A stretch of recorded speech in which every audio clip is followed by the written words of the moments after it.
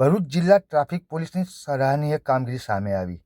અંકલેશ્વર નજીક ખરોડ બ્રિજ પર national highway number 48 પર સર્જાયેલા ગંભીર અકસ્માતમાં ટ્રાફિક પોલીસે તાત્કાલિક ઘટનાસ્થળે પહોંચી ઘાયલ કાર ચાલકને સારવાર માટે હોસ્પિટલ ખસેડી માનવતાનું ઉત્તમ ઉદાહરણ પૂરું પાડ્યું હતું.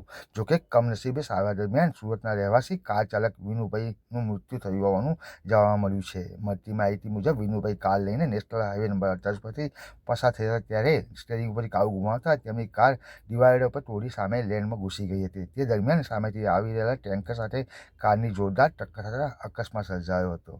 અકસ્માતમાં કારનો આગળનો ભાગ સંપૂર્ણપણે ક્ષતિગ્રસ્ત થયો હતો. અકસ્માતની જાણ થતાં જ ભરૂચ જિલ્લા ટ્રાફિક પોલીસની ટીમ તાત્કાલિક ઘટનાસ્થળે પહોંચી પોલીસે સ્થાનિક લોકોની મદદથી કારમાં સર્જાયેલા ઘાયલ વિનુભાઈને બહાર કાઢી વિલંબ કર્યા વિના જ સારવાર માટે હોસ્પિટલ ખસેડાયા હતા. ત્યારબાદ અકસ્માતગ્રસ્ત વાહનને રસ્તા પરથી હટાવી ટ્રાફિકને ફરીથી સુનિશ્ચિત બનાવવાની કામગીરી હાથ ધરી હતી. ટ્રાફિક પોલીસની ઝડપી અને સમયસરની કામગીરીના કારણે ઘાયલને હોસ્પિટલ પહોંચાડવામાં આવ્યા હતા, પરંતુ સારવાર દરમિયાન તેમનું દુઃખદ અવસાન થયું હતું.